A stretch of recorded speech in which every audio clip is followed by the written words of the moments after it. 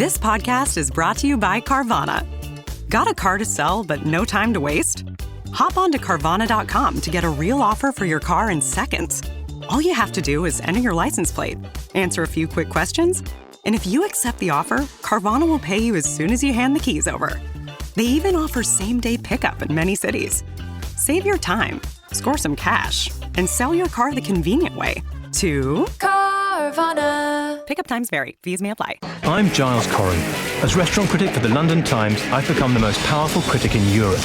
Restaurant owners fear me because a bad review from me could shut them down, but a good one could bump up their profits by $1 million.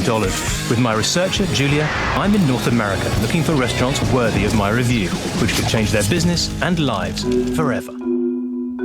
Giles Coren is a UK journalist, newspaper columnist and food critic whose opinions on cuisine and culture have been watched and read by millions of people. But at the beginning of Lent this year, his weekly column in The Times took an unexpected turn. Maybe Ash Wednesday has become a kind of national coming out as a Christian day.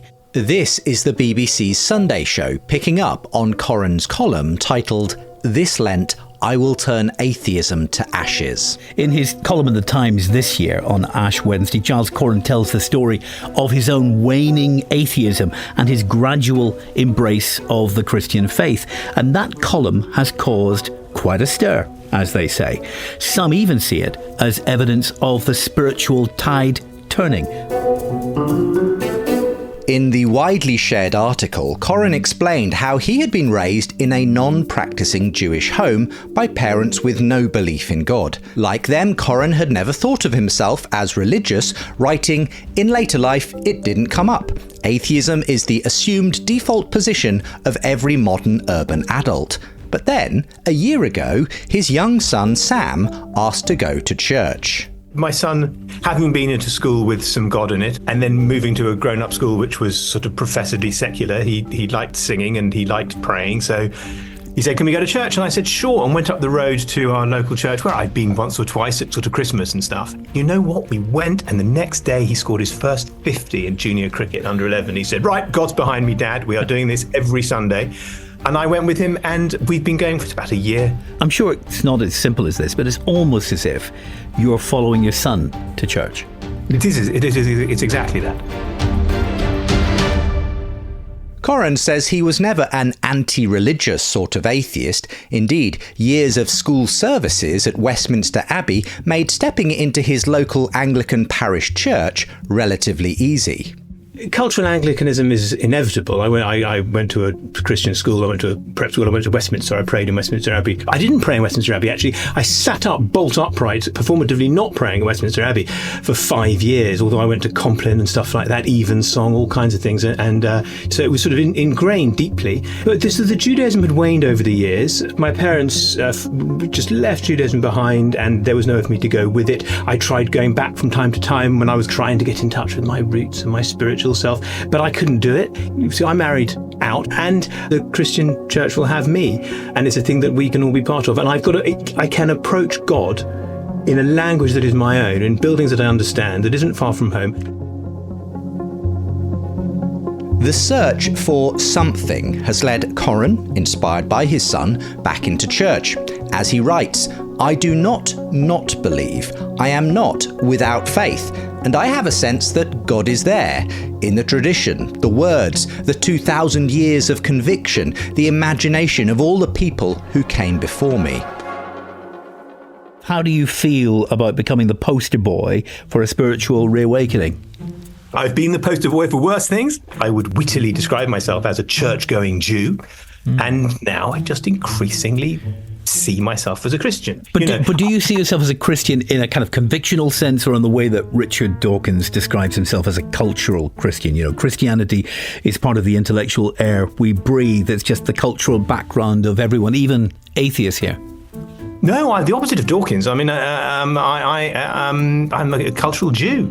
I like Jewish food. I use Yiddish words. My friends and family are Jews. I feel great affinity to And do you know the great central tragedy of the Jewish, which used to be the destruction of the temple and the expulsion and Babylon and all that, is now obviously the Holocaust, and that was a big part of my family's life, so that's all very deep and hefty to me. But no, I as I wrote in the piece, I'm not without faith, and it has grown upon me. Coren says he is still exploring what this awakening to Christian faith means for him. He writes of his son Sam, now an enthusiastic churchgoer, "I have no doubt he will be baptised and confirmed into whatever church this is, as may I eventually, perhaps, so that I can take communion, which is the only time I feel a bit left out." My son gets up every Sunday to go and take a blessing, and I haven't done that because I would feel looked at, I feel weird. I appreciate it's not all about me, but there is a thing that has to be crossed over. There's a sense of potential, a possibility of a betrayal, which some people might sense. And indeed, after I wrote the piece, I got not horrible letters, but some saying, give this a bit of a thought, what are you giving up after all these thousands of years? But I feel that I didn't give it up, it gave up me. For now at least, Coren has renounced his atheism and was surprised at the response his article received. People took more interest in that column. People talk about clickbait. You wouldn't have put down, I quite often go to church, but I think it's my second most read piece of the year. People very interested, lots of very excited Christians, lots of quite angry Jews. One Archbishop of Canterbury emailed me to say, former Archbishop of Canterbury, he loved the piece. He'd always seen Christianity as a natural progression from Judaism. Then that's what I'd written about, and it's bonkers. Today, it seems that Giles Coren finds himself between two worlds. He says that it was ultimately the desire to fill a void, particularly after the death of his father, that led to the waning of his atheism and his wandering back into church, writing, "I gave up not going to church some time ago. Most Sundays I am there, praying and singing. Another lapsed atheist, hoping that the non-existent God he was brought up not to believe in doesn't see." It's that phrase, lapsed atheist, that I've been seeing pop up time and again in the last year or so, because Giles Coren is far from the only modern, secular person finding their way back into church. Not as a believer, but not as an unbeliever either. And perhaps, even as they struggle to believe it, they are at least hoping that the story they're hearing and singing about might just be true.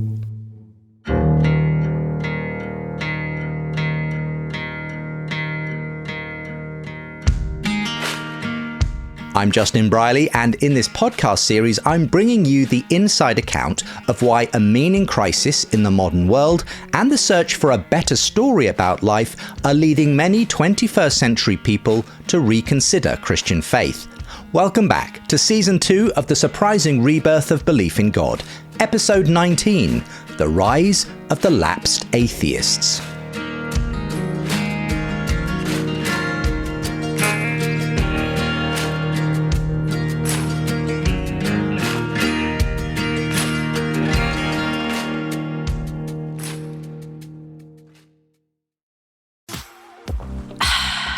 Smart water. Pure, crisp taste. That's really good water. It's the kind of water that says, I have my life together.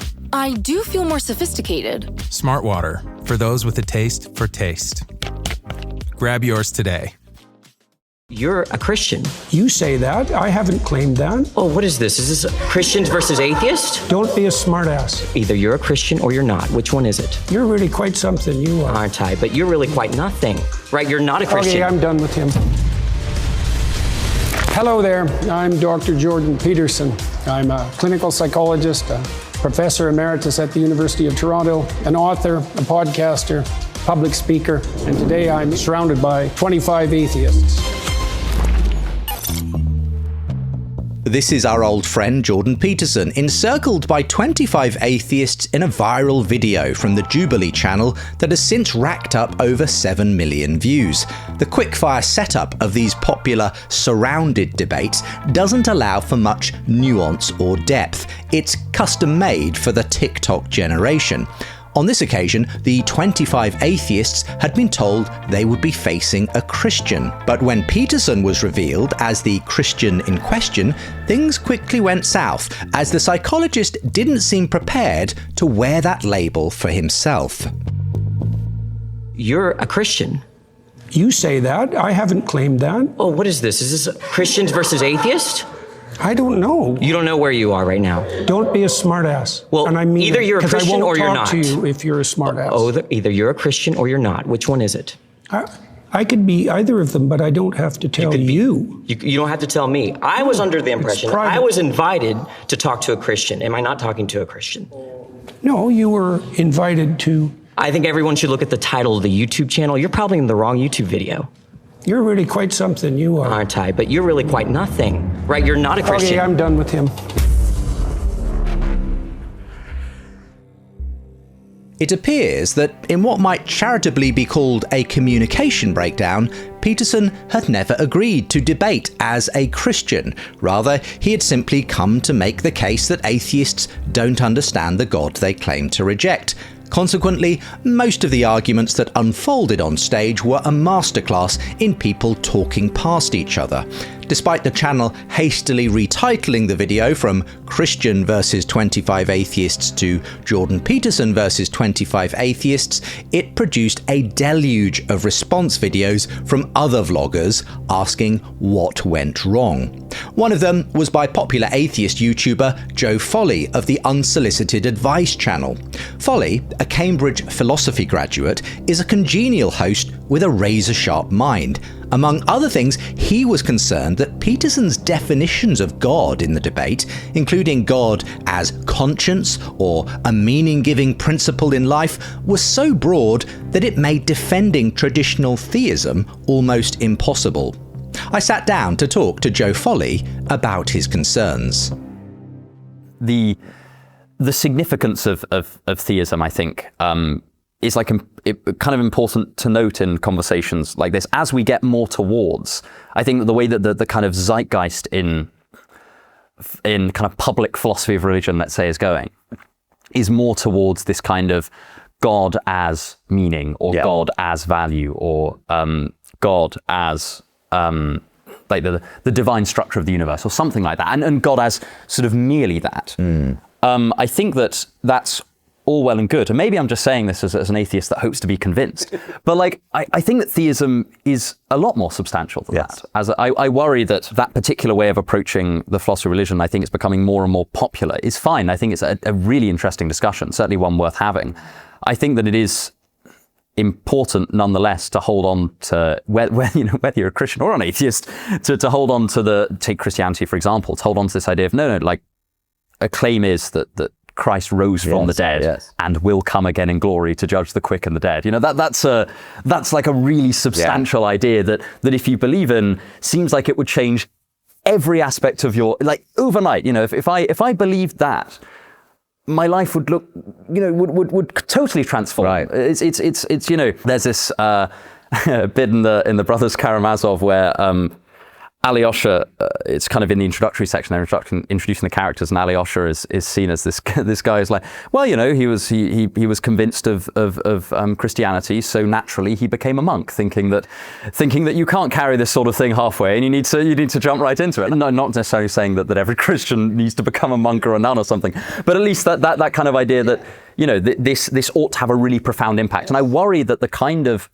almost like presuppositional apologetics of, oh yeah, but you already have meaning, or you already have value, you already have morality and that kind of stuff, that is God.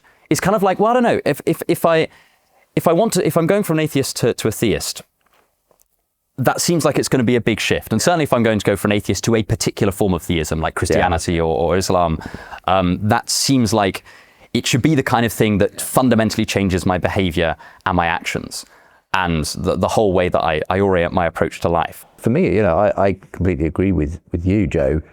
For me, at the center of my faith is not some abstract idea that value leads to God in some, purely symbolic way. It's that God became flesh, that he entered space, time, lived as one of us, died, rose again, and that fact changes everything.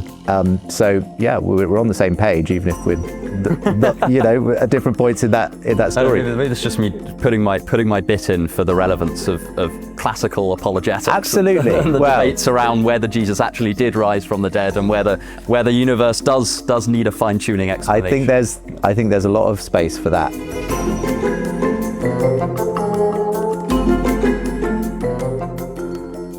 In today's show, we'll be exploring the rise of the so-called lapsed atheists, but it's helpful to begin with a look at what forms of atheism are in vogue today. As any long-time listener of this show will know, I'm convinced that the era of new atheism is over. Mock them, ridicule them, in public. A celestial North Korea. Who wants this to be true? Provide me evidence of God, I will cease to be a atheist. It's that Satan damn simple. That antagonistic and often dismissive brand of anti-theism, led by figures such as Sam Harris, Richard Dawkins, and the late Christopher Hitchens, appears to have largely run its course in popular culture and now only resides in a few corners of the internet. Whatever you think of Jordan Peterson's performance on the Surrounded debate, he's been emblematic of the way many secular thinkers are now rejecting that form of atheism. You can hear my deep dive on the rise and fall of new atheism in the first season of this podcast. Naturally, atheism of the more rigorous academic sort continues to exist in philosophical circles. Graham Oppy and John Schellenberger are examples of atheist philosophers who have developed thoughtful academic arguments for atheism. But there are still plenty of thinking atheists in popular circles making entertaining online content about faith, philosophy and culture.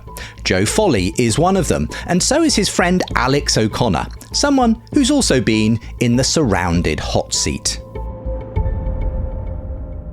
But when a child dies of leukemia, could there be a purpose to it? Did God command the ethnic cleansing of the land of Israel? I'm not saying the scribe made something up. I'm saying the scribe has a command. So where did they get that command from? From God. I had Jesus appear to me 3 years ago. I don't know what's happening now. I have to suspect it's some kind of psychological phenomenon. Hi, my name's Alex O'Connor. I'm an atheist and host of the Within Reason podcast. And today I'm surrounded by 25 Christians who, God willing, might be able to change my mind. Alex can certainly hold his own in public debates defending atheism, but has also described on this show his own journey from teenage new atheist provocateur channeling the spirit of Christopher Hitchens to his current incarnation as a thoughtful podcast host who interviews both Christians and skeptics on his channel and takes the philosophical arguments for God seriously. The only way that this ends is either if it goes back infinitely or if it stops in something necessary. It can't go back infinitely because then there would be no explanatory start for the whole thing. So there must be a necessary truth at the basis of this, something which exists and explains the rest of everything else, which necessarily exists. And that is one of the properties that people ascribe to God, is God is this being which necessarily exists, which is the foundation of reality. So that's like one way of thinking about the so-called argument from contingency for God's existence. I just did a video about this where I convinced ChatGPT that God exists using this argument. This is a recent appearance of Alex talking to Joe Weller and his Gen Z co-hosts on the Wafflin podcast. Alex had actually been asked to give an argument for atheism, but ended up giving one for God. Sorry, yeah, you're asking about atheism, and I've just tried to prove God's existence. But you must have an argument. Yes, your belief is, I guess, at this point, that he doesn't exist. But I know you're open to being a believer if you were ever... I mean, my belief is that, like, I don't know if I would say I believe he doesn't exist, right? I'm not going to say I have this belief God doesn't exist. I'm just going to say I don't have this belief that God does exist. Alex's appearance on the podcast was a good example of why his brand of atheism feels so very different to the new atheists. Even as a non-believer, he seems to be encouraging a healthy conversation on faith. You've got me thinking more about religion, to be fair, than I think I ever have Good. Well, that's an immense compliment. Well, I suppose it is. Yeah, I like to get people thinking about things, and that's what you asked at the beginning. Like, what's the motivation? I have a message to sell. I don't want you to become a Christian. Maybe I do. That would be, maybe that would be good. Maybe that's the best thing. Just the last thing that, like, if imagine you did actually find God, would that ruin your whole like brand image now? Well, what you have to kind of like, oh shit, I need to keep it up. What does it matter if you gain the world but forfeit your soul? What do you mean? What does it matter to gain the world, to have all the things that you could possibly want, but forfeit your soul? This is why I love Alex. He's out of the box, the kind of thinker who will happily hear out and critique both atheists and believers.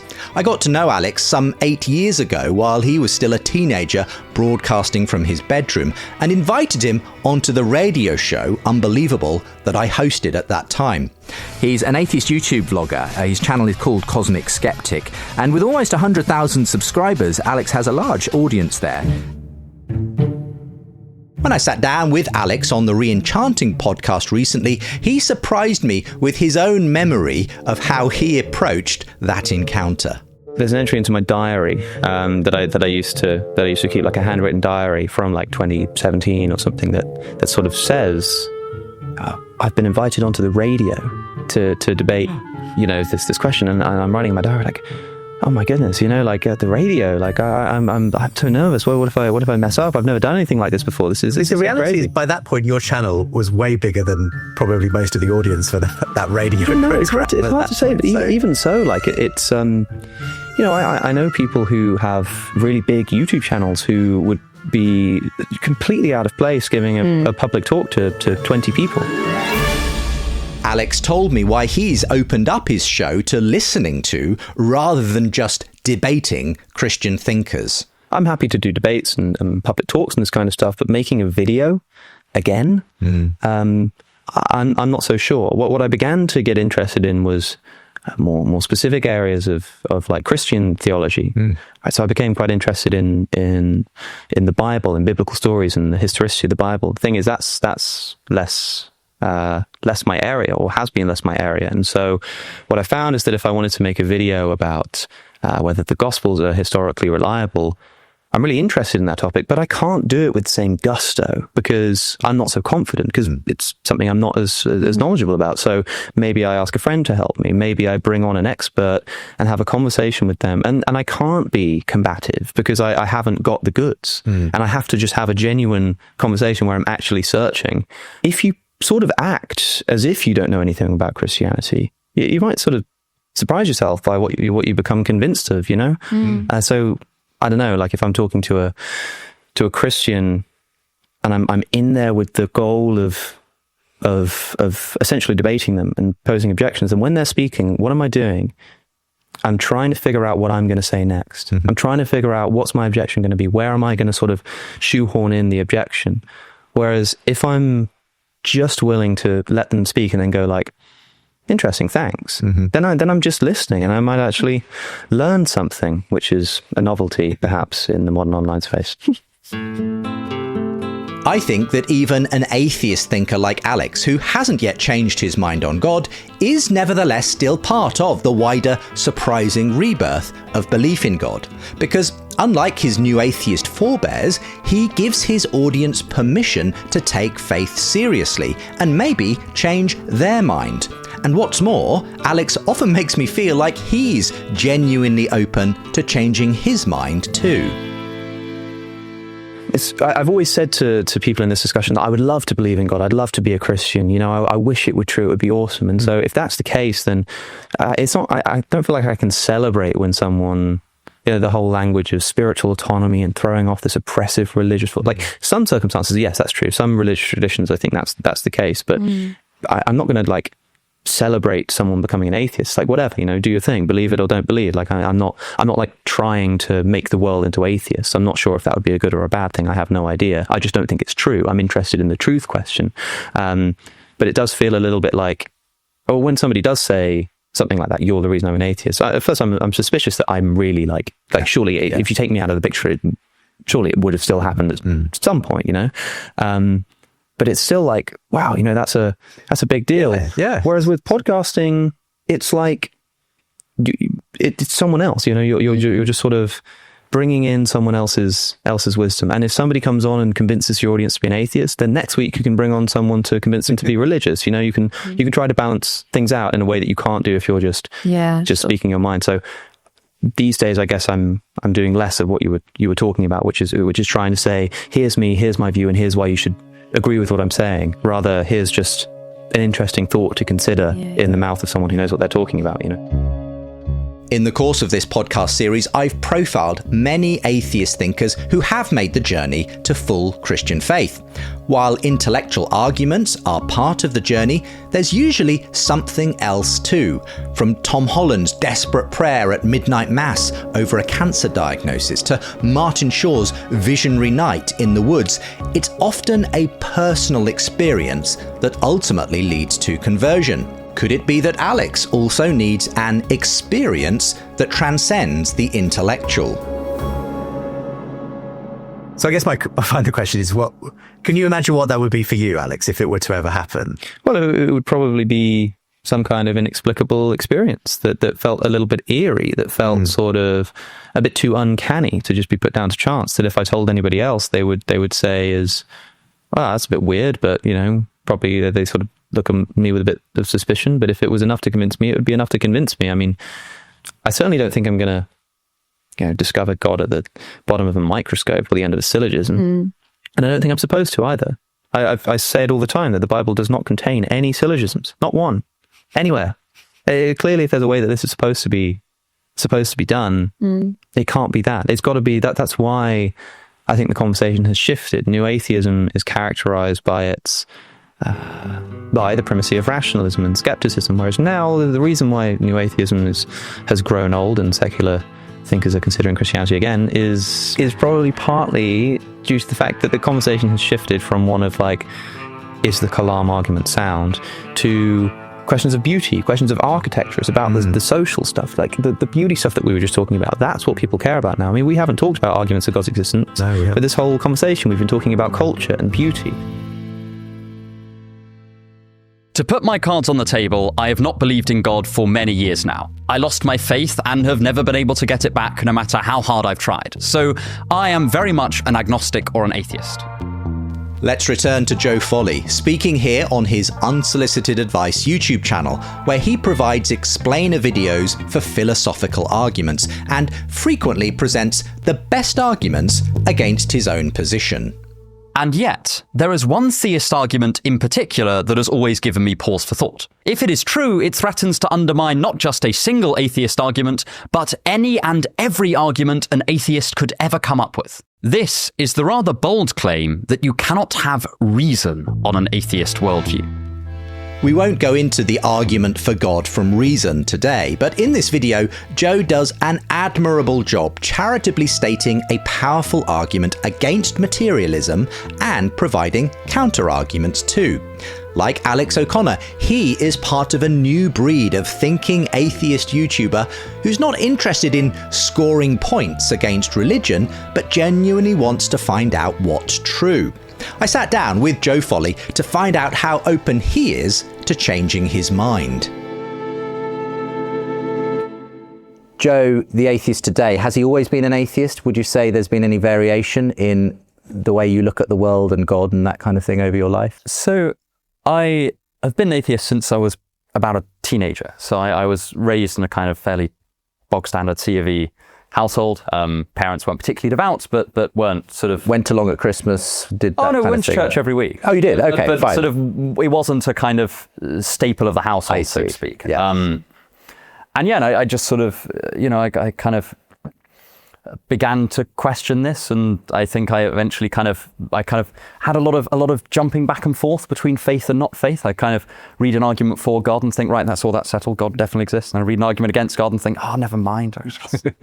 Blimey, this question of God's existence really is complicated.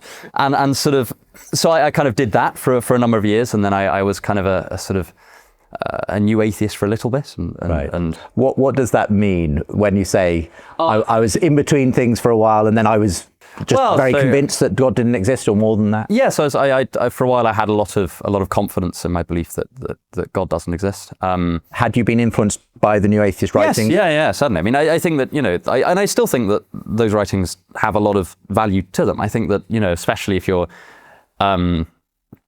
dealing with, very fundamentalist versions of faith, I think a lot of them have a lot of very good arguments against that. And then, I kind of got to university and then also a bit after university, kind of exploring some of the more sophisticated arguments for God. And also, one of my friends at university was very into Christian mysticism.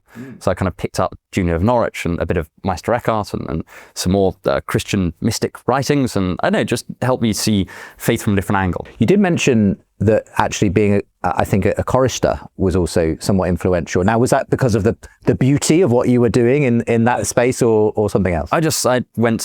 I was a choral scholar at my college, and that was a lot of fun. I just joined it because I thought it'd be good fun. Then I did it for a number of years while I was there, and yeah, and as a result, I ended up talking to lots of religious people, but also lots of visiting preachers and the priest at my college, or the chaplain, I should say, and so we would talk a lot about God. And again, I just kind of got introduced to slightly more sophisticated versions of arguments that I sort of dismissed out of hand. I've got a friend who has put it this way. He said, look, Justin, basically I'm an atheist, or I'm very skeptical of organised religion in general. He says, but when I listen to Bach, I am a Christian. Something happens to me when I engage beauty in that way, and it speaks to me in a way that an evidential argument for God leaves me cold, kind of thing. I don't know if that makes any sense to you. Have you ever had that kind of... Yes, I think that probably the choral piece that would be the closest to that for me would be Gustav Holst's Nunc Dimittis, which is a kind of 8-part Nunc Dimittis. Yeah. And it's absolutely gorgeous.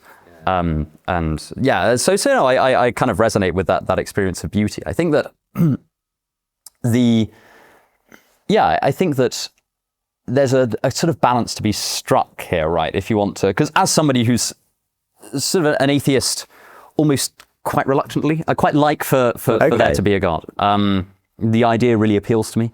I think that Jesus in the Gospels really appeals to me. So I'm kind of there's a kind of baseline emotional openness I have to and I can definitely relate to that when I experience a sense of beauty. Yeah.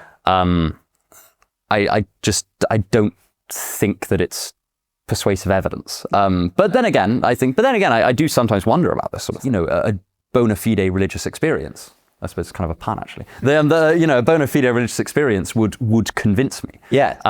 If I were there it's literally watching the ascension of Christ, I think that any rational, or maybe I shouldn't say, maybe that's too strong a word, but it strikes me that almost any rational person would have to concede at that point that God exists. And I think that it's important for any belief that one holds, really, is to outline the circumstances in which that belief would be undermined. You're saying I'm open, and if something like I saw the ascension, that would probably give me enough reason to believe that there is a God. Yes, and I'd set the bar quite a bit lower than that. I feel like that's a tall order, so transport me back to 33 AD. But no, I think that having a religious experience seems to me to be very good evidence. It's just non-transferable evidence. I think a lot of Christians sort of say, look, I've got enough evidence of that nature to kind of make me feel like I'm not committing a sort of intellectual suicide by believing in God and trusting that Jesus Christ rose from the dead. But I'm never going to have a sort of some probabilistic, overwhelming sort of sense. And I'm just got to, and faith kind of is just committing myself to say, look, I'm in now. I'm going to go with this, and I'm going to trust my life to this. And you sort of have to step inside sometimes the Christian story to really understand it. And for me, I suppose that's always the missing piece of any skeptic who's kind of trying to build up enough evidence to be able to do that. It's like, well, you're never going to get the full picture until you've sort of taken that step of faith and said, let's see if this works, basically. Yeah, I can certainly imagine that the experience of Christianity is very different from being a Christian to what I'm doing, which is essentially studying it from the outside.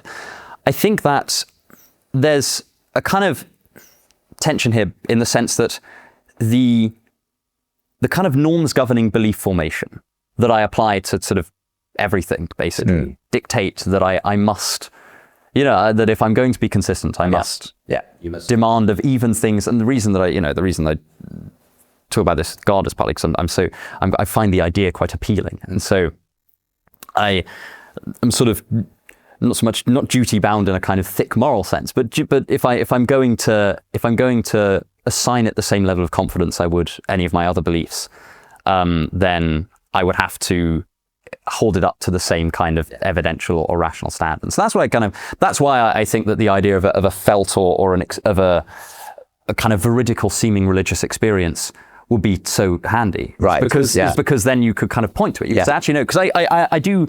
My only worry about stuff like, because I do get this occasion of somebody like, okay, try living as a Christian and see what happens. And I do sort of think, that's fine. Apart from the fact that I think then any kind of faith that I have would be basically built on sand. It'd be kind of all it would take would be for a kind of slight challenge. Okay. And it would crumble. The kind of idea of like, Plato talks about, his kind of justified true belief model of knowledge. And the justification is important because it anchors the belief to the truth. Yeah. And that's kind of partly what I'm looking for. Because I do think there's an experiential, or at least from reading mystics, there seems to be a kind of experiential element to religion that I don't want to in any way discount. At the same time, I think that the reason why having your beliefs not just built on I'm not saying that your beliefs are just built on desire, but having that, for me, that would have to play such a large role that I, to a certain extent, think the belief would just inevitably end up very unstable. What's interesting to me, though, is that you say, I'd really actually quite like God to exist. I'm quite attracted to God. I'm quite attracted to aspects of Christianity. Now, that's not true of all atheists, obviously. So you go to Christopher Hitchens, he's like accusing God of being, North Korean dictator. Thomas Nagel famously said, it concerns me that intelligent people believe in God. I don't want the universe to be like that, and he says, he's just quite honest about his sort of personal bias against God. But you seem to be on the flip side, yes, an atheist, agnostic, like they are or were, but like actually, what is it that you find attractive about God? What would that do? How would that be helpful, or in some way, I don't know, be good as far as you can see? I think, again, part of it is just an emotional appeal. I think that there's, I have a natural craving for everything to make sense and have a purpose, and that would be really nice. Is that the only way you could see that happening if God exists? Oh no, as in I think that something that I've been trying to do recently on the channel is sort of potentially explore, just in theory, just to kind of broaden people's kind of metaphysical imagination, other ideas of metaphysics or ontology that aren't theistic but aren't also materialist atheist. Why don't those things seem to have the purchase that the idea of a personal God has? I think the personal aspect is a big part of the emotional appeal of God. I also think that, reading the Gospels, even if you're not a believer, Jesus comes across as a pretty nice guy. It's not to put it too crudely or to reduce it to that, but there's clearly something emotionally appealing about the way that Jesus goes about interacting with people, and just the idea of kind of love and forgiveness as a norm. I say this. I also think that I don't want to go too far as to denying the more problematic elements of Scripture, like the slaughter of the Amalekites and stuff like that. But at the same time, in some ways, that's the luxury of reading Scripture as an atheist, is you get to pick and choose. You end up using it as a text of philosophy, or as a kind of as a point of examining it almost like literature. Do you feel like what you need to kind of cross that divide, if you like, is just a really good argument? Like, hey, give me that really great historical argument for the resurrection, Justin, and I might be on board. Or would all of that have, that's all useful, but really it's that religious thing I need, that religious experience, that's the only thing that's going to really take me there. I think either would probably do it. I think that, on the one hand, I think that if you're presented with an incontrovertible argument for the truth of something, if you want to be minimally consistent in your epistemic norms, you're going to have to accept it. So I think on one hand, that would be very nice. To be honest, either of them would do, because they both end up fulfilling roughly the same role, which is that they're evidence, as in they are. I'm going to ask quite a personal question now, which is, have you ever actually asked for a religious experience? Yes, I have. Okay. I actually went through a phase of asking every night. Okay. As I went to sleep. And what were you effectively asking for? Was it something specific, or just whatever it'll take? I sort of just asked for a religious experience in the abstract, in the sense that I figure that if there was somebody hearing it, they're probably in a better position than me to know how that ought to manifest. Did anything happen? No, I'm sad to say it didn't. And I was really quite hopeful. Right. But I hopefully. Right. Well, it hasn't closed the door to something happening, but it's not like that's your experiment done and you've moved on or anything. No, I think that again, this might just be emotional bias. I can't claim that I have a perfect argument for keeping the door open, other than that I think that there will be a certain amount of emotional fulfillment in it, in being true. Joe Folley.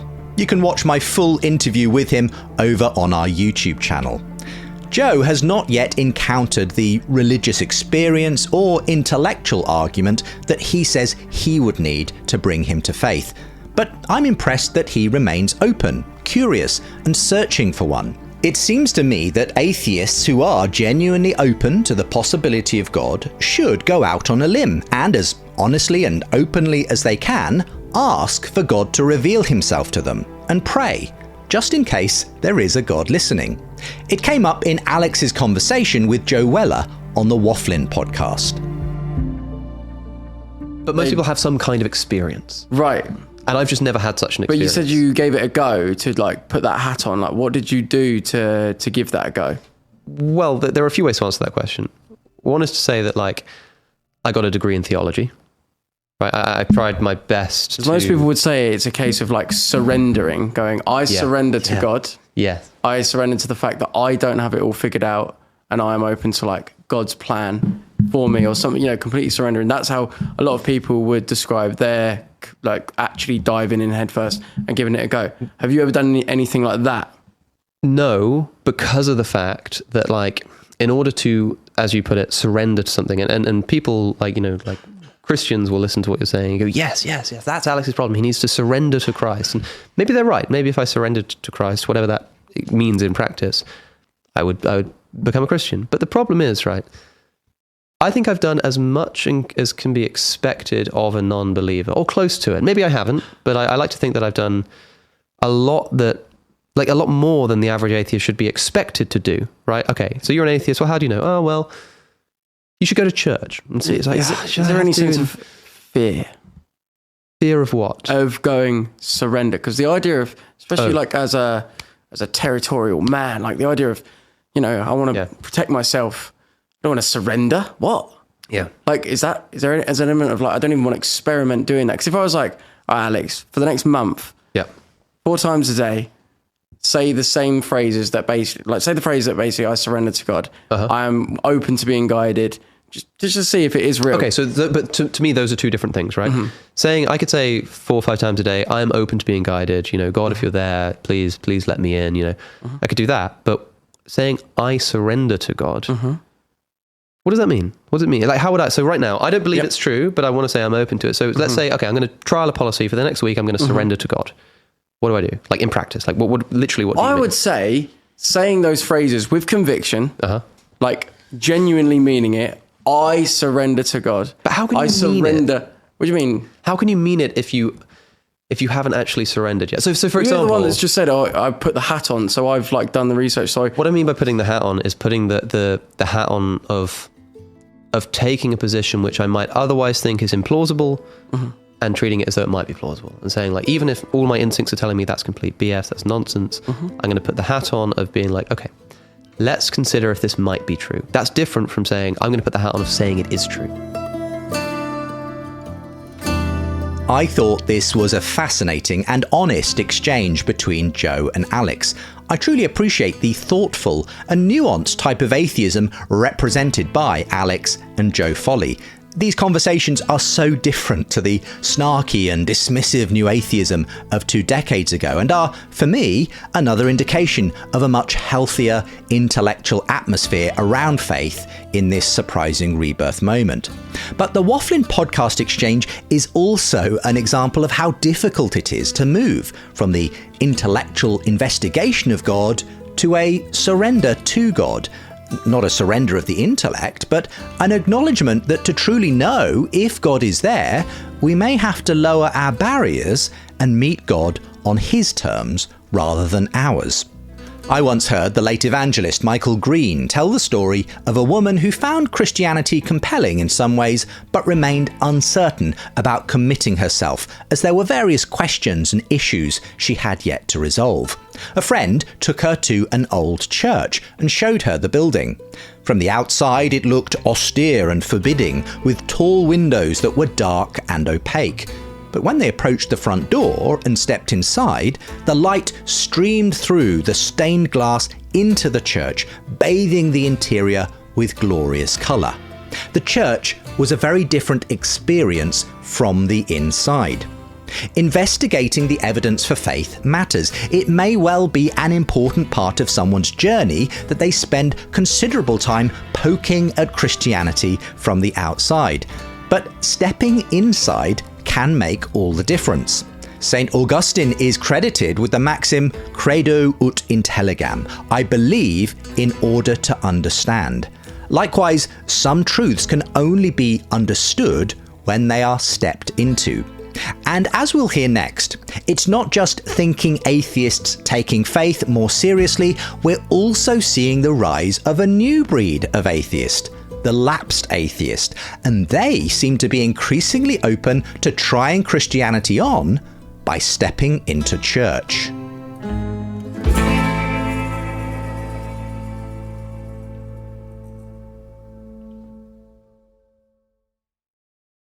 Breathe deep. Imagine your legs more limber in Duluth Trading Double Flex Denim. Envision euphorically squatting for that can of suds, bending for your toolbox in a state of bliss, lunging for your laser level on a whole new level. Relax and allow the flex to fill you with ability. Find your inner flex in Double Flex Denim only at Duluth Trading. Get lost in the acoustic brilliance of 3D audio that surrounds you. Feel the embrace of the massage seats that adapt to your every move. Experience the warmth of a vehicle that welcomes you as you approach. We could tell you what makes a Lincoln SUV so extraordinary, but don't take our word for it. Take it on a test drive at the Lincoln Summer Invitation, with exclusive offers on now, only at your local Lincoln retailer. The atheism delusion. When asked about my religious views, I usually call myself an agnostic. But if I had to describe my views more accurately, it would be fair to say that I'm a lapsed atheist. This is Trigonometry host Konstantin Kisin describing himself as a lapsed atheist in a video essay, explaining why he believes the new atheists fail to recognise the historical and contemporary consequences of removing God from culture. Sure, Stalin, Hitler and Mao were bad, they argued, but they weren't motivated by their atheism or its holy book. This view of the Holocaust, Stalinism and the Great Leap Forward as accidental byproducts of a non-complicit atheism is, to me, a complete misunderstanding of the impact a lack of religious faith has on the way we think about other human beings. The central positive feature of the religious worldview is to ensure that human beings do not see themselves as the sole arbiters of truth and justice, that having torn God down from his pedestal, we do not put ourselves in his place. Kisin isn't alone in adopting the lapsed atheist moniker. This is public intellectual Niall Ferguson talking about his own journey with atheism. Precisely because, having been brought up an atheist, I came to realize in my career as an historian, not only that atheism is a disastrous basis for a society, atheist societies have probably committed more violations of human rights than any others, but also because I don't think it can be a basis for individual ethical decision-making. Churchill was a Christian, and I think has to be understood as such. So I am a lapsed atheist and proud of it. So what exactly is a lapsed atheist? As a term that has only recently entered the public lexicon, you won't find a definition in the Oxford English Dictionary. So I asked ChatGPT. ChatGPT, what is a lapsed atheist? Lapsed atheist is not a formal or widely recognised term, but it's sometimes used informally, often playfully or ironically, to describe someone who used to be an atheist, someone who doesn't believe in God or gods, but has since shifted away from that stance, possibly toward agnosticism, religious belief, or simply a more open or less rigid perspective on spiritual matters. It's a twist on phrases like lapsed Catholic, which typically refer to someone raised in a religion who no longer practices it. A lapsed atheist flips that idea, implying that someone who once firmly rejected belief might now be questioning or reconsidering it. I should admit, I'm one of those dinosaurs who still feel like using ChatGPT is a form of cheating and might just rot all our brains in the long run, so I only resort to using it sparingly. However, I do think this was a pretty good summary of the phrase lapsed atheist. Perhaps, in short, it's someone who now questions atheism as the assumed default explanation for reality. This kind of person was probably never argued into atheism. It's just what got handed to them by their culture, but now they've come to realise it can't sustain the things they do believe in, like a commitment to human rights, freedom, and the benefits of Western civilization. In that sense, they've lost their faith in atheism, but that doesn't mean they've gone on to embrace any particular form of religion. It's something that came up recently between Diary of a CEO host Stephen Bartlett and Konstantin Kisin. My mother's still extremely religious. My father is religious as well, I believe. I still think he's religious. And at about 18 or 19 years old, I discovered like Richard Dawkins' books and had this like existential crisis for 2 years. And then after the existential crisis, which lasted 2 years, and me like, really trying to find the answers, I kind of was just at peace with it. And I would class myself now as being agnostic. Yeah. But in the last 6 months, I class myself as being agnostic. But you're bi-curious now. Bi-curious. Yeah. It's like you're God-curious. You can always feel me going back to the beginning again. Yeah. But much of that, I think, is what you described, which is because we've become more individualistic, more lonely, all these kinds of things, we're now searching for purpose again. Yes. And for values that are anchored in something. Yes. I wondered what your take was on the impact that us becoming a more atheist society has had on all these things. Look, I'm an agnostic myself. That's not to say that I think, I'm not a materialist in the sense that like, this is it. Right? It's definitely not it. And I know that experientially. I know that there are ways that human beings connect that are way beyond, the things that we can see with our eyes and hear with our ears. There are powerful forces in this world that are spiritual in nature. These are not things I can prove, and I have no intention of trying, but they exist. But there's no question that the decline of religion has meant that people are lacking meaning and lacking purpose and lacking guidance and lacking discipline and lacking a set of rails in which to live their lives.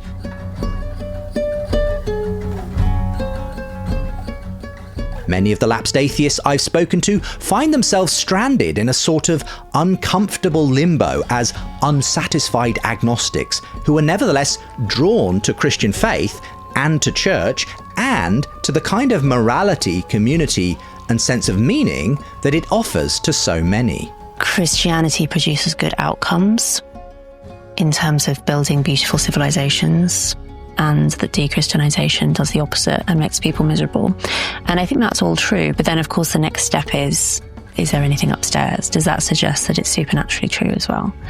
And I hope it is. This is journalist and female rights advocate Louise Perry in a recent conversation with Glenn Scrivener. I think Perry is a prime example of a lapsed atheist. She says she's come to realise the profound positive impact of Christianity on women, sexuality and society, and has gotten to the point of trying on faith for herself. I go to church. I kind of think of myself as an agnostic Christian. I go to church. Some weeks I believe and some weeks I don't. But one of the things that my husband and I have committed to do, he's in the same boat as me, is we are so convinced that it's sociologically true, and we would so like it to be supernaturally true, that we want to give our children the best chance possible of believing both truths. And the way to do that, I think, is to expose them to Christians. So not just take them to church, but we want to send them to Christian schools.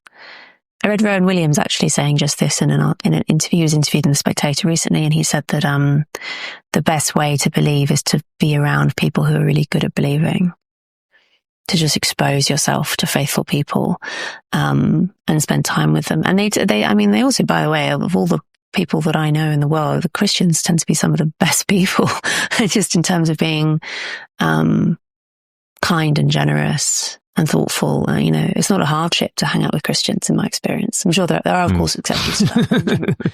There are some. I can tell you, Luke. So perhaps we can add to our definition of lapsed atheist someone who would no longer like to be an atheist, someone who would really rather like to be a Christian. As Louise Perry put it in a conversation with me, her disenchanted brain struggles with the supernatural claims of Christianity, but she wants to believe. Another arguably lapsed atheist caught somewhere between doubt and faith is the political commentator James Lindsay. In an interview at the ARC conference alongside Christian writer Bethel McGrew, he explained to me why he now believes in the truth of the Bible, in a manner of speaking. I find the Bible to be a rather profound document at this point, whereas, in my new atheist days, I certainly would not have. That's almost strange if you went back and told yourself 10 years ago. Yeah, I know. And it's deeper than just mere utility, although I can see why perhaps maybe Os Guinness or somebody would, or maybe even you guys would call it a utility view. So my view, I don't take the metaphysical claims of the Bible literally true, obviously, or else I would have said I was a Christian when you asked. Instead, what I see as it being a very profound document of very deep and profound truths about what it means to be human and organized in human societies that wish to be successful and flourishing. And so there's a type. I don't want this to sound postmodern and silly, right? By saying there's a kind of truth, but there is a even without adopting the full metaphysical claims, there is a truth quality to what I see is written in the Bible that can be understood in merely an anthropological sense, right? Without having to take the metaphysical side as well. Now, whether that makes me utility, I don't merely say, oh, it's useful, therefore we should adopt it. I think it's useful because it is accurately depicting and reflecting some very deep truths about humanity. How do you respond to that way of viewing Scripture, Bethel? It sounds a little Petersonian, except I think it's more precise because I think Jordan Peterson is somewhat postmodern in the way he frames this, and that really comes out when he interacts with somebody like Richard Dawkins or Sam Harris. It's very classically modern atheist guys, and they just look at Peterson like he's nuts because he's going off on essentially a sort of pragmatic truth, postmodern truths. And so I appreciate James' carefulness in like, well, okay, I think this is actually true, but I can't sign on to the metaphysical stuff. I think that's a good way to frame it. So what I would say to James is keep sort of pulling the thread, so to speak, because the fact that these things do seem to be true about human nature, where there's smoke, there's fire in a way, right? And you have to begin asking questions about where that came from and sort of trace it back and on what is this resting. It's a good sort of bottom up way to begin maybe eventually rethinking the metaphysical questions as well. Another lapsed atheist I spoke to is conservative influencer Carl Benjamin, aka Sargon of Akkad. He told me not only of how he had renounced his new atheist past, but had begun reading the Christian thinker C.S. Lewis. He's been especially struck by The Abolition of Man. Published at the height of World War II, it was a prophetic critique by Lewis of the effects of failing to recognise the real existence of beauty, value and meaning in the world around us, and banishing God from both culture and the education of children. But what I think is possible is to raise generations of children in the future who understand the importance of the Christian religion and its heritage to the West and its traditional place in the Western heart generally, and nurture that in the way that Lewis is talking about in The Abolition of Man, where the part of them that is appraising and allows them to say that this waterfall merits the beauty, that's being killed off in our schools all day, every day. And I think actually it'd be worth us being aware, it really is happening and it really is a problem and it's not natural. Like, I've got 4 children. Trust me, they all have the sense of wonder that Lewis is speaking of. They will be those people that Gaius and Titus are slowly but surely killing off. And we have to be very conscious of that. And if I were given control of the education system now, it would look very different and probably very Christian, even though I'm not one myself, which I realize is ironic. But I view myself as living in a paradigm where I've had something taken away from me. Before I was able to walk, this had been taken away from me, and I don't want that taken away from my children. And it really hit me when we got our children baptized. So my wife wanted all of our kids to be baptized in her local church. When we were getting them baptized, they actually did have hymns. And I was sat there, I've never heard this before. I don't know the song, I don't know the tune, I don't know the lyrics. So I'm like watching everyone around me, like my mum, my dad, my aunties, my uncles, who themselves were forced to go to church when they were young, and they hated it.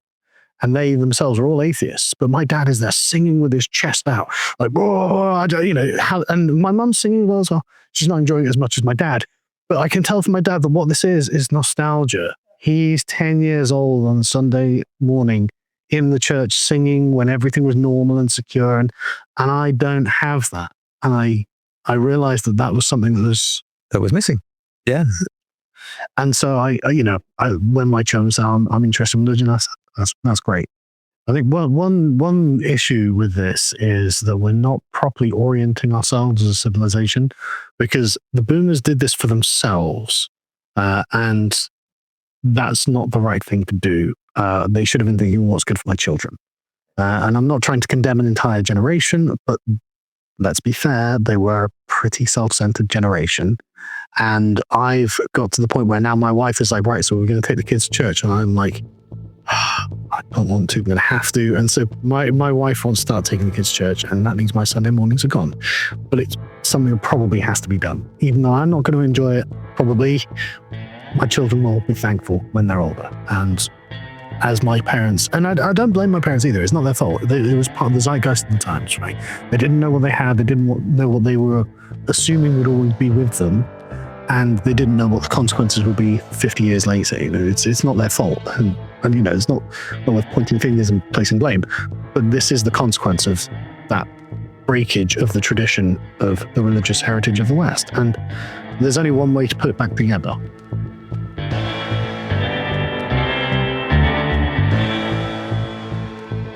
Benjamin, for his part, is going to church for the sake of his children.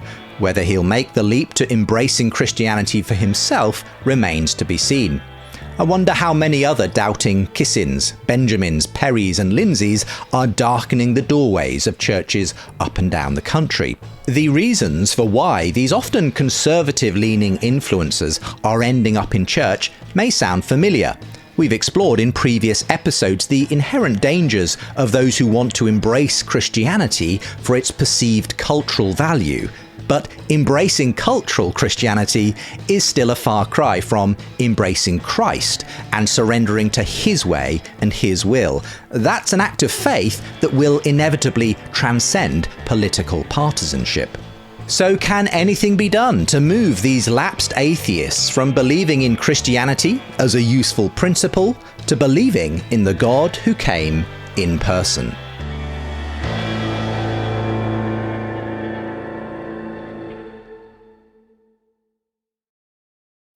It's back to school season and Clorox is donating 2 million disinfecting wipes to classrooms across America. Because back to school means things can get a little bit messy. Just ask second grade teacher Mr. Torres. Put me and just one Clorox wipe on a team, we can take on crayon smudges, sticky fingerprints on every surface, sneezes on the door handle, juice box explosion by the sink, snack crumbs, and don't even get me started on the bathroom passes. Clorox disinfecting wipes, teacher's #1 wipe. Think about it.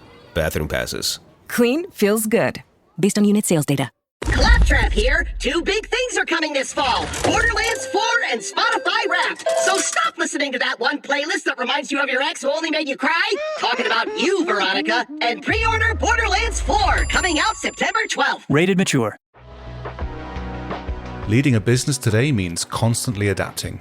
On the Executive Insights podcast, brought to you by AWS, global leaders share how they're making tough calls, testing bold ideas, and putting innovation into practice, generative AI included. If you're looking for real stories behind what's working, this is it. Subscribe to the Executive Insights podcast today, available now on all major podcast platforms. You know, we're in an age when a lot of people are interested in faith again, are looking at faith anew, turning back to faith. And a lot of them are doing it for the reasons that you described, that it seems to be good for you, that it seems to deliver a sense of meaning and purpose and moral guidance in a world where the secular alternatives don't seem to be doing a good job of that. Ross Douthat is a columnist for the New York Times. Speaking to me on the Re-Enchanting podcast about his new book, Believe, he explained why he wanted to show that Christianity is not only useful, but to convince lapsed atheists that it's probably true as well. But there still is this kind of overhang for a lot of people where they feel like they're turning back to religion, but they're doing it in defiance of their reason. They're leaving sort of, modernity and science behind.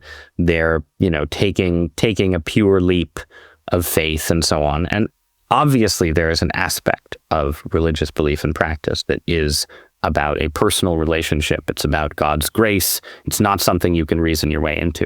But I think that underneath that, there is a foundation of basic reasonability that people should feel confident in. There's a set of arguments from and evidence from what we know about the physical universe. There's a set of arguments about and evidence from what we know about consciousness, human consciousness, and there's a set of arguments around mystical and religious experience and its persistence and resilience. And a religious perspective just makes sense. It makes those different things fit together. It makes sense of them in a parsimonious way.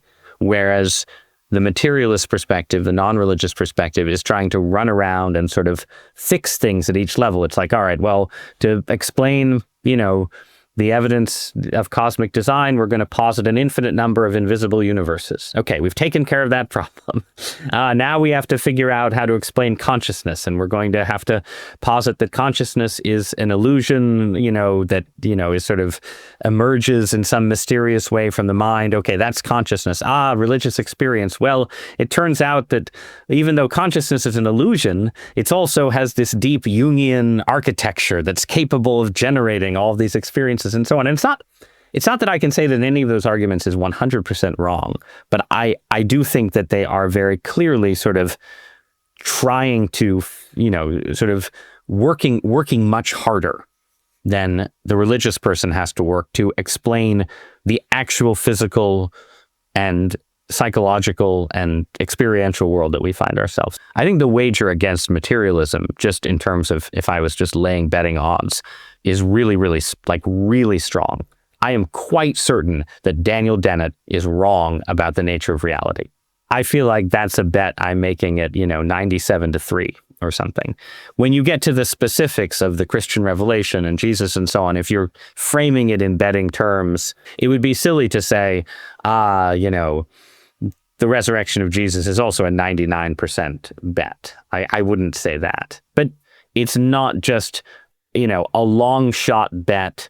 Because I think that's how people think about it a lot. They're like, yes, I'm going to be religious, and in becoming religious, I'm making this really long shot bet that I know is probably wrong, but the payoff is so high, I'm going to do it. And I'm saying it's actually a better bet than that. You're probably going to win. Good news.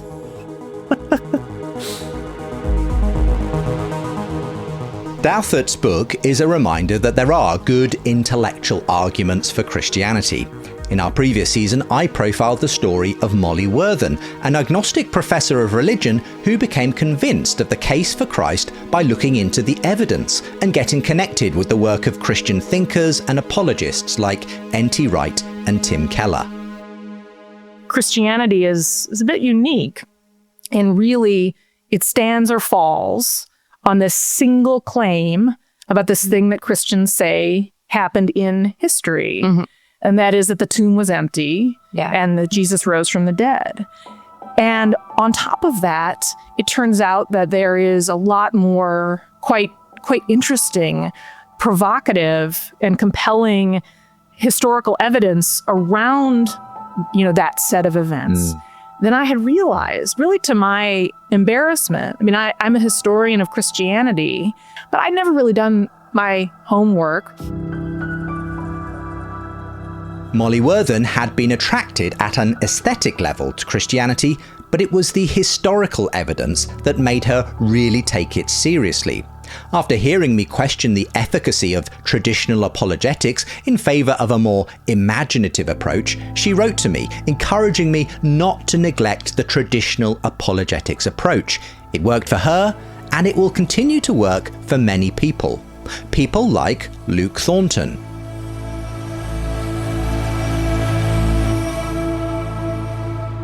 So I was born into a non-Christian household, very secular, and not really much energy either way, to be honest. It was kind of like, believe what you want to believe. So both my parents are not Christians.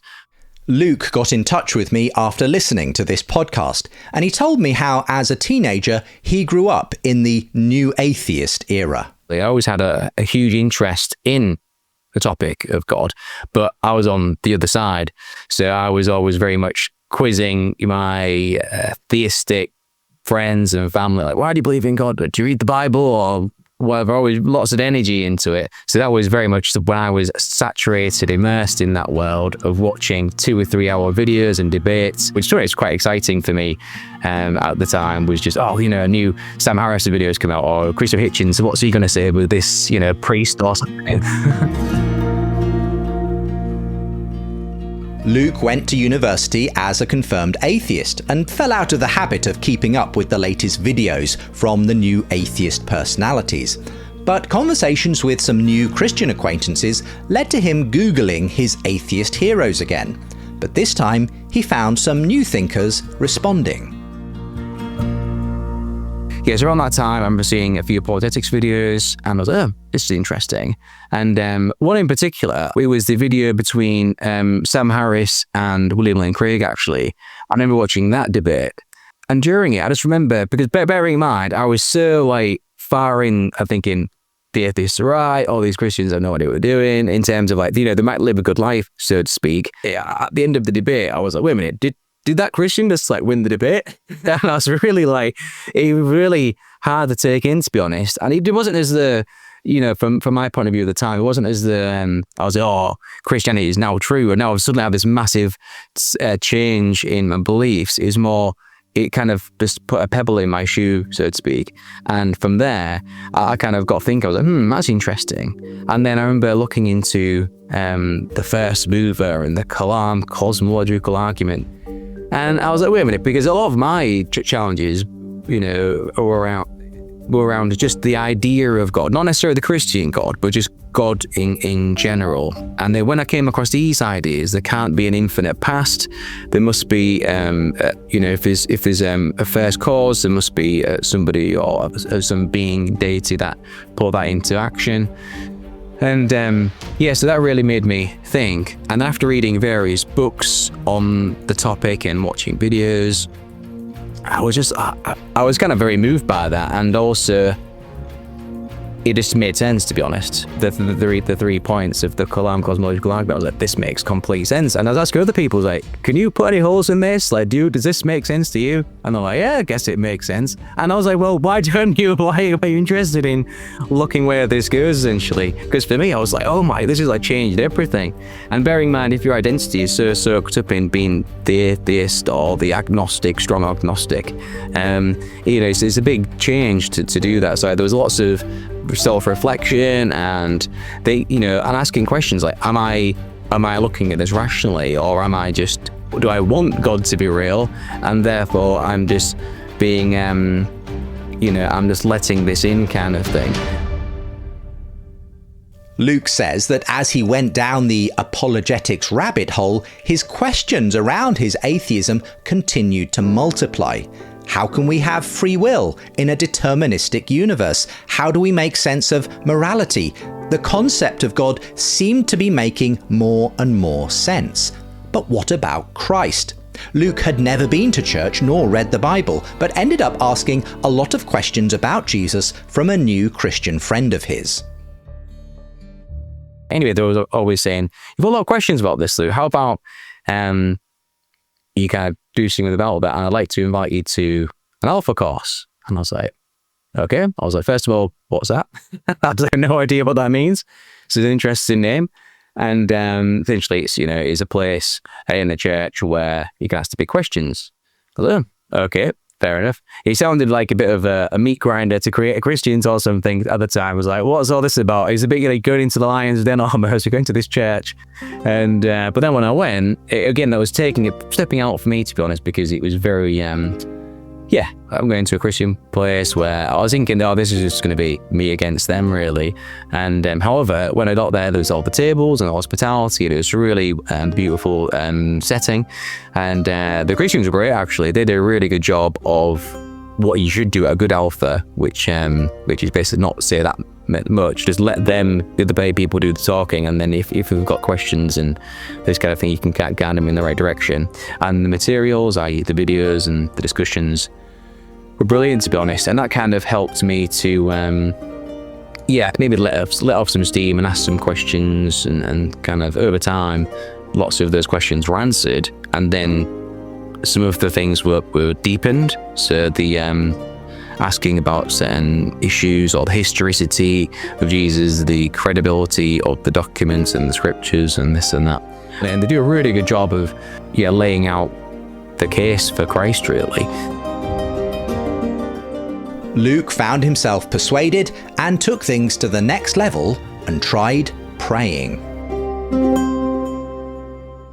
Ultimately, the praying was stepping out, I guess, and it also seemed to be the right way to go, because there was no resistance, if you like. So I was thinking, well, I've got this far, I might as well, like you say, kind of test it out, I suppose. The lead pastor at the time, asked me, well, Luke, you've asked all these questions, and the thing is, you always have questions. I've still got questions, and I've been a Christian 50 years. And at one point, you need to make a decision. It's kind of like you're kind of pushing me a little bit. I think it was quite healthy, to be honest, because they got who I was and whatever. And I was like, yeah, I think you're right. And that was it. And then prayed, and kind of that was it. And then the day after, upon waking the following day, so I stopped swearing like overnight.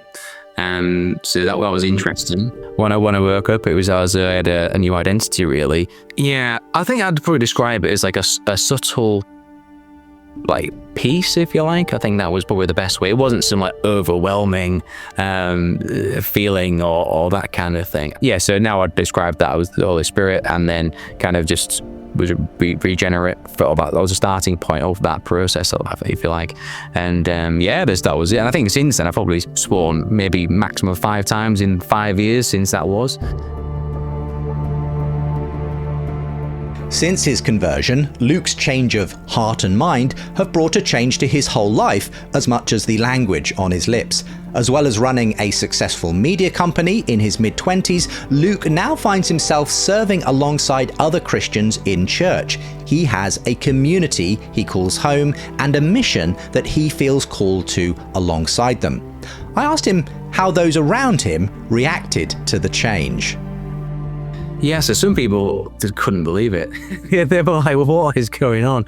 You're the guy at uni who was giving these Christians a hard time, and now you're one of them. So for me, it was, even for me, it was just, yeah, it was hard for me to comprehend sometimes. Even today, you know, even sometimes more recently, I think, wow, yeah, this is where I'm at. So obviously, when you live so much of your life one way, and then it just changes dramatically, so it's a big change. And then some people will just like really happy. I mean, there's some people where they were in my life from school, and then they were being Christians for a long time, and then again, I was always good friends with them, but that particular issue was quite antagonistic and challenging.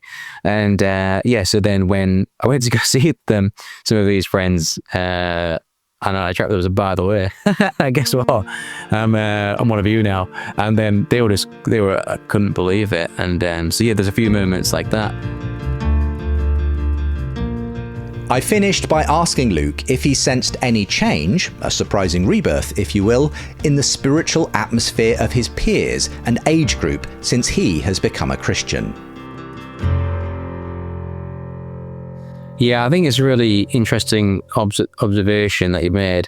I think if you asked a question 5 years ago when I became a Christian, I'd probably say, not particularly. I don't see this happening whatsoever. However, more in the last couple of years, perhaps, I can definitely sense there's a change. I think it's more of the case of people becoming more receptive to it. I don't believe the fruit of that has yet been realised. However, over the next 5-10 years, I'd be very interested to see what's happening, mainly because I think a lot of people are just looking around the world and they're just saying, this doesn't make sense. Like, what is going on? We're being told all of these things on a cultural and a worldly level.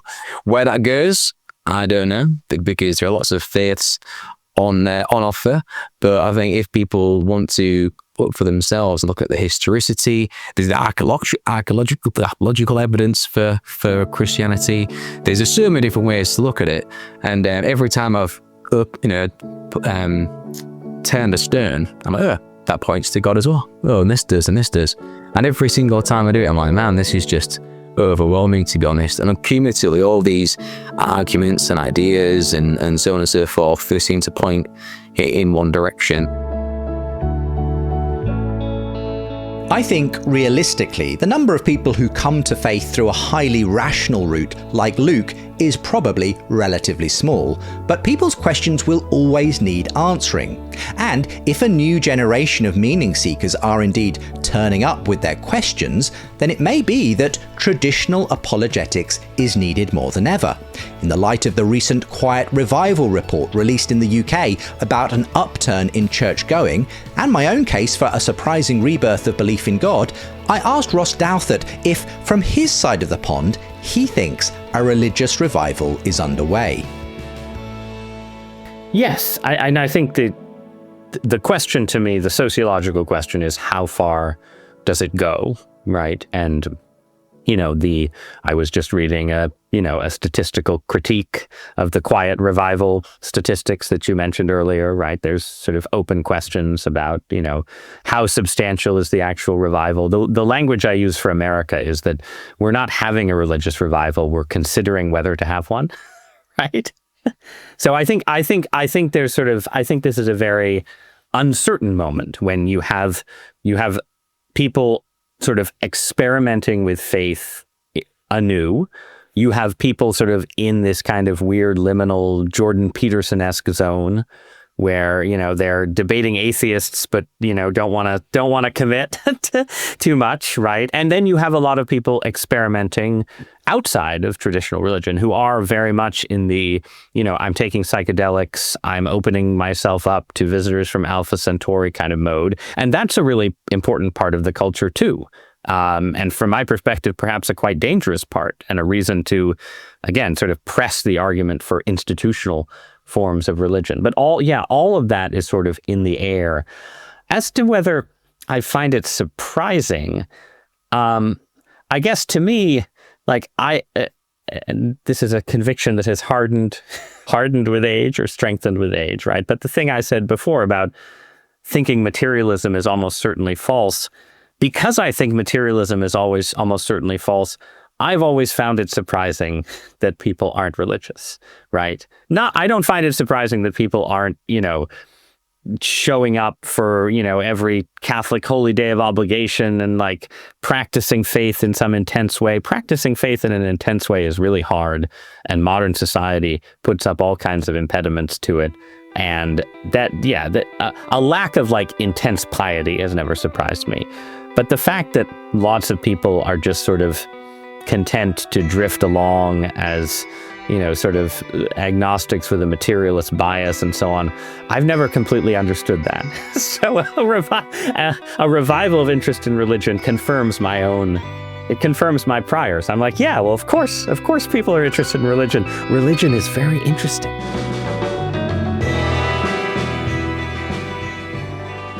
Perhaps, as Douthat suggests, the current swing back to interest in faith is a return of the faith pendulum to its normal resting place after an unusual swing towards atheism in the 20th century. As an apologist myself, I am wholeheartedly behind Douthat's efforts to show the reasonableness of faith. But a lifetime in apologetics has also convinced me that bringing doubters across the line almost always involves more than an intellectual argument. As my conversations with Joe Folley and Alex O'Connor highlighted, and even Luke's sudden change of attitude towards his use of language, some sort of personal experience will almost always be part of the process too. And that's also clear in the stories of those lapsed atheists who have made a full embrace of Christianity. In this series, we've heard the story of former New Atheist Ayaan Hirsi Ali's conversion. Like so many we've heard from today, she became convinced of the cultural value of Christianity at an intellectual level. But it was her own meaning crisis and an answer to prayer that lifted her from a long-running depression that brought her to personal faith. Hirsi Ali's husband is the noted historian Niall Ferguson. Earlier, we heard him describe himself as a lapsed atheist, but he's also spoken of why he started to attend church again alongside his wife. I was brought up an atheist. My parents left the Church of Scotland because they disliked the sectarianism of 1960s Glasgow. I kind of have a different take on atheism from people who became atheists of their own volition. And my view is that atheism is its own religion. It's a religion of disbelief in God, but it's essentially as much an act of faith as the act of believing in God. The problem with atheism is that it can work for some, but it can't work for a society. In fact, all attempts to organize societies on the basis of atheism, from the French Revolution to the Russian, have been catastrophic failures. Why is this? I think it's because abandoning any faith in a higher power leaves you prey to your own fears and your own superstitions. It's quite hard to be a strict rationalist when you decide you don't need God. And you also become somewhat disconnected from your community. I started going to church a while ago when I became a father because I felt that I should at least bring my children up with a religion. You don't arrive at an ethical framework sort of spontaneously. It's not, despite what Richard Dawkins might tell you, not really in our genes. We kind of need to be educated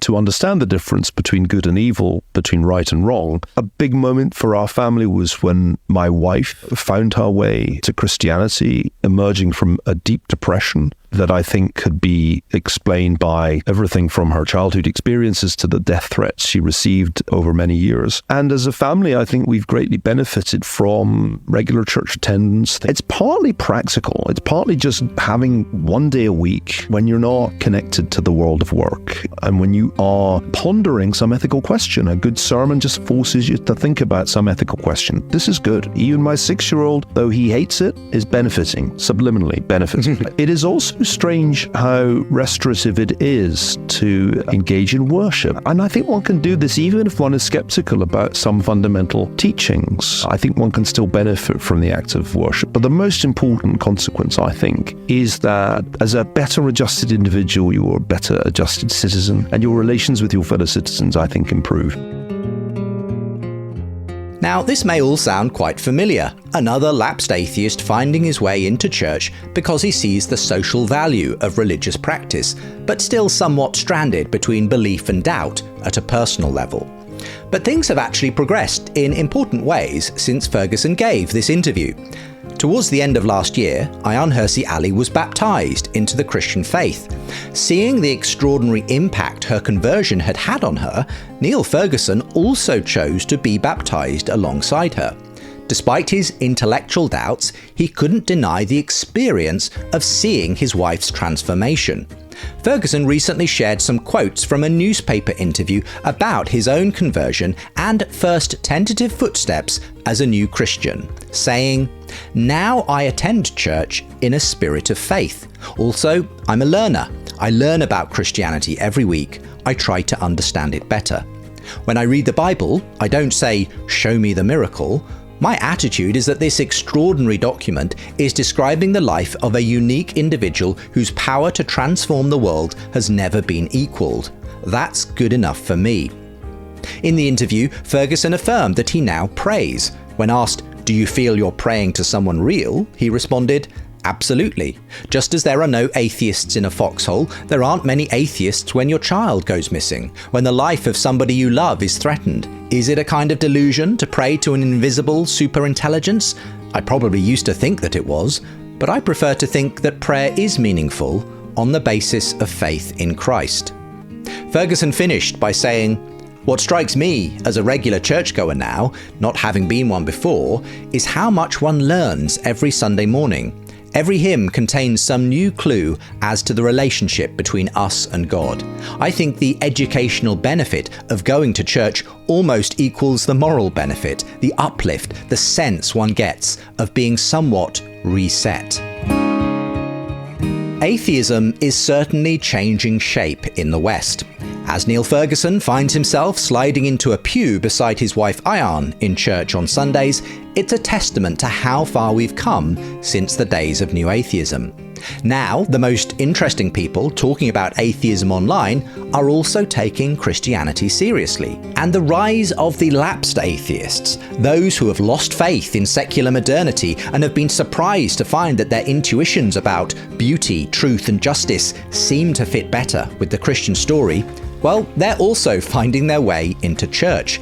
But not all of them seem ready to believe, and maybe they don't even fully understand themselves the motivations that are ultimately drawing them towards faith or stopping them from crossing that threshold. Perhaps only God knows. My only advice to you, dear listener, is that if you find yourself strangely suited to this newly coined term of lapsed atheist, don't stop there.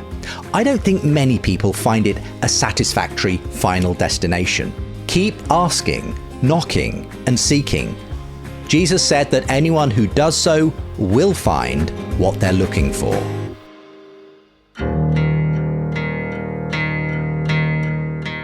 You've been listening to The Surprising Rebirth of Belief in God with me, Justin Brierley, continuing to tell the story of why many secular 21st century people are considering Christianity again. Please do share this episode with others. A rating and a review also helps others to discover the show. And this podcast is also a book, and I'll send you chapter 1 for free when you subscribe to my newsletter, along with the first chapter of my new book, Why I'm Still a Christian. Your support also makes a huge difference in me being able to produce documentary podcast episodes like this, charting the surprising rebirth phenomenon. So do please consider becoming a monthly supporter. Silver supporters get early access to new episodes as well as bonus content, and on top of that, gold supporters also get signed copies of both my books and a monthly catch-up call with me. The links are with the show notes. Coming up next time. If you speak to young women, they don't have faith in themselves, they don't have faith in God, they don't have faith in relationships, they don't have faith in just the opposite sex in general. There's just a real kind of hopelessness. And I think the problem is now we have churches and Christians who are trying to attract young men and kind of just leaving young women because they think, oh, we can't even approach them, they're so far on the other side, but they're the ones who desperately need it, I think. You've heard about the Gen Z men coming back to faith. Well, What about the women? Freya India and Lamorna Ash tell their very different rebirth stories about the search for faith among their generation. But you don't have to wait. You can listen to that episode right now, 2 weeks early, when you support. As I've mentioned, do get on board if you can. The links are with the show info. The Surprising Rebirth of Belief in God is a production of Think Faith in partnership with Genexus and the Jerusalem Trust. Editing assistance by Isaac Simmons. Thanks for listening, and see you next time.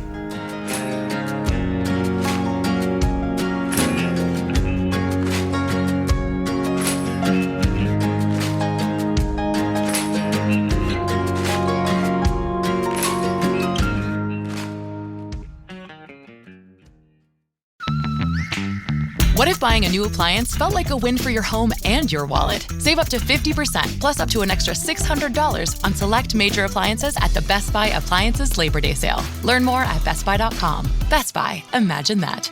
Talk about stepping up! Bang! Bang! It's time to level up your game. Introducing the all-new ESPN app. All of ESPN, all in one place. Your home for the most live sports and the best championship moments. The electricity is palpable. Step up your game with no annual contract required. It's the ultimate fan experience.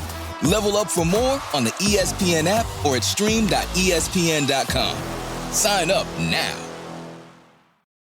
Don't be left in the dark. Find out about our latest shows, upcoming events, and recent articles by subscribing to my Think Faith newsletter. It'll arrive once a fortnight, and I'll even send you the first chapters of both my books, Why I'm Still a Christian and The Surprising Rebirth of Belief in God, for free when you sign up. And if you want to support this show, you'll get early access to episodes and bonus content when you become a silver supporter. Gold level supporters also get signed copies of both those books and the chance for a monthly catch up with me. Your support makes a huge difference.